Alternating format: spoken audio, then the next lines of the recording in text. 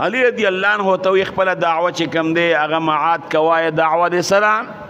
هغه ورته وی قاضي صاحب وی دی یهودي په زبردسته باندې زما په زغره باندې قبضه کړې ده او دا به په جنگ کې ما چوله مال یې نه راکوي مال ته یې غزغره وال هغه یهودي ته وی تا نه تپوس کوم دا زغره د علي ده رضی الله عنه ده او ورته وی نه جي زغره زما ده دا قیدره چې په چا دې دعوه وکړه دوه ګوان به راولې دعوه به په ګواهانو باندې منور کې او ثابتې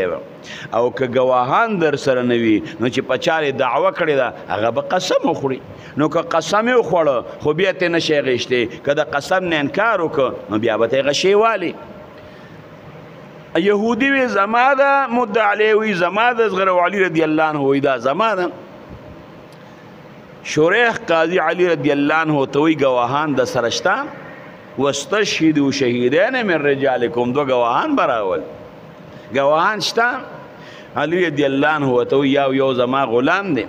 او بل زما زوی دی حضرت حسن رضی الله عنه دا دواړه گواهان دي شریح قاضی وته وی د ګوی د زوی ګوی د پلار په حق کې نه قبلېږي ستازوی حسن رضی الله عنه استاد لپاره ګوی نشي کولی ګواه به بل راولي وی جی بل ګواه خو را سره شته دی نه وی چې تا سره بل ګواه نشته به قسم خوري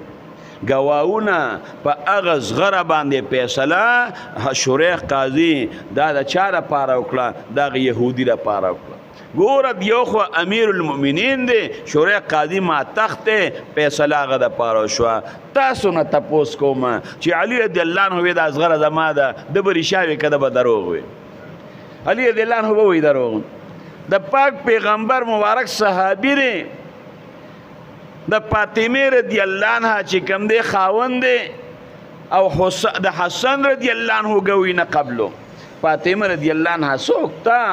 د دواړو جهانو سردار مبارک بچی ده امام الانبیاء فرمایي فاطمه تو سیدة نساء اهل الجنه د جنت د ښځو سرداره به فاطمه د حسن او د حسین په بارک امام الانبیاء فرمایي الحسن والحسین سیدا شباب اهل الجنه دا به د جنت د ځوانانو سردارانی